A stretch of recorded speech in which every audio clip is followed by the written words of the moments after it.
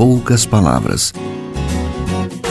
Um olhar sobre o mundo, a vida e a sociedade, à luz da Palavra de Deus, com Augustus Nicodemos. Olá vocês, estamos começando mais um programa Em Poucas Palavras, aqui nesta emissora, na rádio daqui, AM de Goiânia, e algumas pessoas estão baixando o aplicativo da rádio daqui para ouvir. Opa, isso é muito bom. Então. Significa que tem mais gente escutando em tempo real, né? Basicamente. Depois eles podem acompanhar nos outros recursos, através dos outros recursos. Como você ouviu, tá aí, pastor, como vai? Estava dando um curso agora no seminário aqui. Exatamente. Estava ensinando um pouquinho da história da interpretação das Escrituras e, terminado esse tempo, né? Estamos aqui para gravar nosso programa. Então, vamos lá. Os céus proclamam a glória de Deus e o firmamento anuncia as obras de suas mãos. Salmo 19. E em Romanos 1, Paulo afirma que os homens são indesculpáveis diante de Deus, uma vez que o que dele se pode conhecer foi revelado por meio da criação. Posto isso, um ouvinte internauta, pastor, deseja saber sobre a situação dos não evangelizados, ou seja, aquelas pessoas que estão longe, não conhecem o evangelho, né? Em algumas edições anteriores, o assunto não era o tema principal e foi abordado apenas de passagem. Então nós vamos dar mais tempo para este tema no programa de hoje.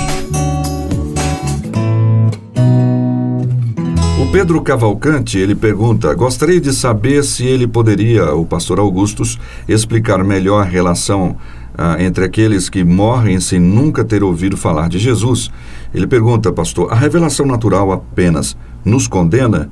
A revelação especial é necessária para a salvação? É a pergunta dele. Tá certo. Vamos primeiro fazer a diferença para o nosso ouvinte, que talvez não saiba o que é a revelação natural e a revelação especial. Quando a gente fala de revelação natural, nós estamos nos referindo ao fato de que existe uma revelação que Deus fez de si mesmo na natureza.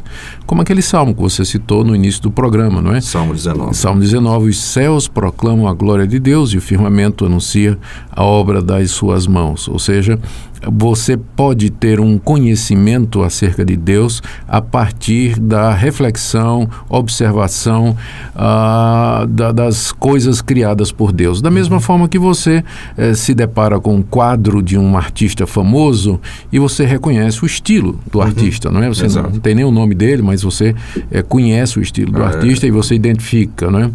E algumas músicas também, né? Que você não conhece a música, mas a batida, o ritmo, o tom, você diz, eu já sei quem é que compôs essa música ou quem é que vai cantar essa música. É engraçado e tudo mais. Que o maestro uma vez disse, para você ver como isso é bem marcante, né? Trazendo isso aqui para nós, ele disse, quer ver como todo mundo conhece? Ele só fez assim, tchan, tchan, tchan, tchan, aí todo mundo sabe quem é, né?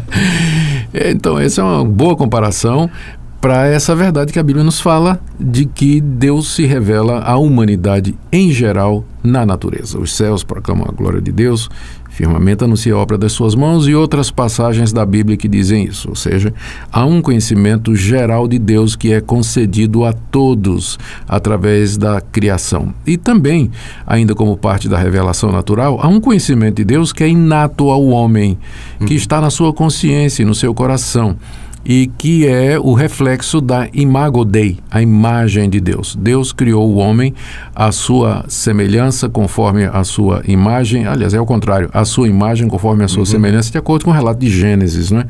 Então, mesmo que o homem esteja marcado pelo pecado, corrompido pela queda que aconteceu no paraíso, ele ainda é a imagem de Deus, ele ainda tem a semente de Deus no seu coração.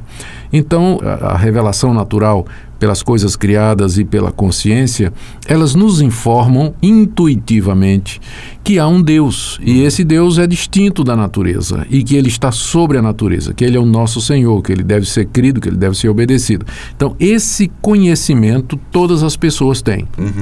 Agora, somente esse conhecimento não traz redenção, não traz salvação. A natureza e a consciência apenas nos dizem que há um Deus e que nós temos que prestar contas a esse Deus, que esse Deus é justo, que é santo, que ele é verdadeiro, que ele haverá de cobrar de nós aquilo que nós fazemos errado. Essa é a razão pela qual, mesmo aqueles povos que não têm um conhecimento do Evangelho, Mas a religião deles reflete culpa, necessidade de apaziguar a divindade, pagamento por pecados, tem código moral. Tudo isso reflete esse conhecimento de Deus na natureza e no coração. A revelação especial, ela vai um passo além. É a revelação que Deus fez do seu plano de salvação e redenção e que se encontra registrada na Bíblia Sagrada. Então, a revelação natural são as obras de Deus na criação. A revelação especial é a revelação que Deus faz de si na Bíblia, onde você encontra o Evangelho, a história de Cristo, a doutrina de que Ele morreu pelos nossos pecados, o fato de que Ele ressuscitou dentre os mortos e a promessa de que Ele voltará. A revelação natural, de fato, ela não salva. Ela apenas nos deixa indesculpáveis diante de Deus, a ponto de que no dia do juízo ninguém vai poder chegar diante de Deus e dizer: eu não posso ser condenado porque eu não sabia da tua existência, não te conheci, que tu és justo, bom e verdadeiro. Deus, na verdade, não precisa do código moral dos 10 mandamentos ou do Evangelho para condenar ninguém, porque Deus vai fazer isso simplesmente tomando o nosso próprio código. Cada pessoa tem um código de moral que ele acha certo e errado. E toda pessoa quebra esse código. Ninguém é coerente, não é? Franz Schaeffer fala isso no livro Morte na Cidade. Exatamente. Livro, aliás, muito bom. Ou seja, ninguém consegue viver consistentemente à altura da sua própria ética. E basta Deus tomar isso. Deus não precisa dizer: olha, eu não vou te julgar pelo Evangelho, já que você não viu o Evangelho. Eu vou te julgar apenas pelo que você acredita. E você não é coerente, você não guardou aquilo que você acredita. Tem muita gente que diz assim: não acredito em Deus, acredito em nada, acredito em amar o próximo e fazer o bem. Tá bem, vou te julgar por isso. Você sempre amou o próximo, você sempre fez o bem, e a pessoa vai ser obrigada a dizer que ela nunca fez. Então, biblicamente falando, não tem inocente diante de Deus, não tem nenhuma pessoa que possa se desculpar diante de Deus. Então, a resposta que nós damos aí ao nosso querido ouvinte é Pedro, né? Viu, Pedro? Não, a pessoa precisa ouvir o Evangelho para ser salva, porque fora do Evangelho não há possibilidade de salvação. A pessoa apenas será condenada, ela será enquadrada nos seus próprios pecados através da revelação natural, mas fora do Evangelho não haverá possibilidade alguma de redenção. Agora, é claro, né, as pessoas vão perguntar: e se a pessoa for sincera, né? E essas religiões que nós encontramos nos povos primitivos, é verdade que eles adoram sol, lua, estrela, os mares, as florestas, mato, bicho, o próprio homem, mas aquilo tudo não é exatamente por causa da sinceridade do coração deles, falta a eles conhecimento. Se eles soubessem quem é Deus, eles adorariam a Deus. Bom, não é bem isso que a Bíblia diz. Lá em Romanos capítulo 1, o apóstolo Paulo diz que o homem, ao rejeitar a revelação que Deus fez de si mesmo na natureza, onde fica claro que Deus é completamente outro que não a natureza, que Ele é divino, que Ele é santo, justo e criador, o homem então cria deuses conforme a sua natureza. É como Paulo diz: deixando a glória do Deus incorruptível, transformar essa glória na imagem do homem incorruptível, e adoraram aves, répteis, quadrúpedes e o próprio homem, não é? Então, as religiões pagãs, as religiões que existem, elas não são a expressão da sinceridade do homem e do seu desconhecimento da verdade, mas são expressão da rebelião desse coração, da rejeição que eles fizeram da revelação que Deus nos oferece através da natureza. Então, longe de ser essa expressão de sinceridade, é uma expressão de revolta, não é? O homem transforma a verdade de Deus em mentira, faz deuses conforme a sua natureza e se prostra diante desses deuses. Eles serão julgados por isso. Então, essa questão está aliada extremamente com a depravação total da humanidade. Sem dúvida. Ninguém é desculpável, são indesculpáveis diante de Deus, né? E o próprio Salmo 19, ele, na sua segunda parte, é comum dizer, né, que ele já trata da revelação especial. Exatamente. A lei do Senhor é perfeita, restaura a alma, então essa busca é necessária. Nathan, eu me lembrei agora de um outro argumento que eu posso usar aqui e oferecer ao Pedro, quando ele tiver que dar resposta a quem faz essa pergunta. Se houvesse salvação através do desconhecimento, por que Jesus mandou que a gente pregasse o Evangelho ao mundo todo? Porque veja o problema. Tem uma tribo de índios na Amazônia que nunca ouviu falar de Jesus. Então, por aquela teoria da inocência, eles estariam salvos quando morressem. Era melhor nem ir lá, né? Então é melhor não mandar um missionário lá, porque vai que eles ouvem e rejeitam, aí vão ser condenados. Mas se eles permanecerem na ignorância, eles serão salvos porque eles conhecem. Essa é a teoria que alguns têm. Mas aí como explica a ordem de Jesus? Aí seria uma ordem desumana, né? Jesus mandar que os seus discípulos vão ao mundo inteiro pregar o evangelho, responsabilizando as pessoas, quando se eles ficassem calados, né, a humanidade seria salva, né? Porque ninguém ouviria para rejeitar. Então, a grande comissão é a prova de que ninguém será salvo sem ouvir o evangelho. Porque se isso fosse possível, Cristo não teria mandado seus discípulos até as extremidades da terra. Certa feita, uma pessoa dizendo, fazendo essa argumentação, disse, mas então quer dizer que essas pessoas longe do evangelho vão ser condenadas, longe, né, não conhecem o evangelho, então Deus é injusto.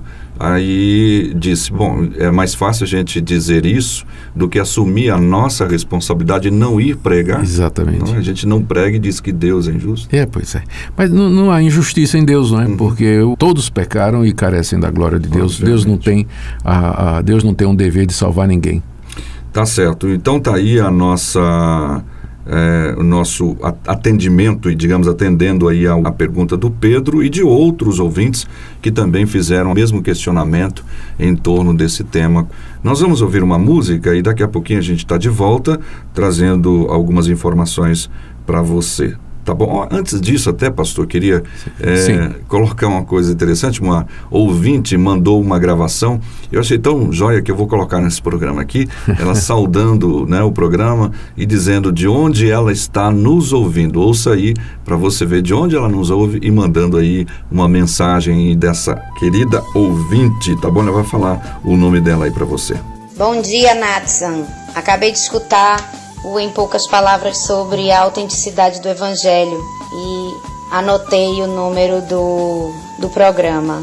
E gostaria de dizer que eu sou extremamente abençoada com as perguntas que são respondidas e o meu celular vive aqui com o Em Poucas Palavras e o pastor Augusto Nicodemos e vocês falando comigo. E o mais legal disso tudo é que eu moro na Finlândia. E eu sou daqui do outro extremo do planeta, abençoada pelo que vocês fazem aí no Brasil. Que o Senhor retribua a vocês ricamente. Tá aí, então ouvimos o recadinho da Carolina. Você também pode fazer de vez em quando, a gente pode colocar aqui no ar para a gente personalizar, ficar mais perto de você. E ela tá bem longe, lá na Finlândia, do outro lado. Vida, né? Do outro lado do mundo. Tá bom, pastor. Então é isso, nós vamos ficando por aqui hoje, dizendo, inclusive, que nessa semana, né, nós atingimos mais uma vez o primeiro lugar no mundo no segmento de espiritualidade e religião no Podomatic, né? Ou seja, estamos lá em primeiro lugar. Graças a Deus, só pela graça. Então, muito obrigado pela sua audiência, querido ouvinte, que permite que nós mantenhamos essa posição e que Deus o abençoe. Muitos que procuram sem achar a solução por caminhos que não conduzem à salvação. O caminho estreito para muitos pode ser, mas só em Jesus a verdade e paz podem ter.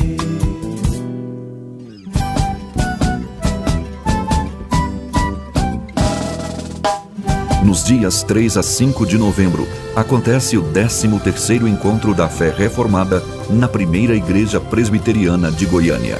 Uma fé reformada para os nossos filhos será o tema desta 13ª edição. Preletores Edward Welch, Augustus Nicodemos, Valdeci Santos, Mauro Meiser e Daniel Santos. 13º Encontro da Fé Reformada. Informações e inscrições www.fereformada.com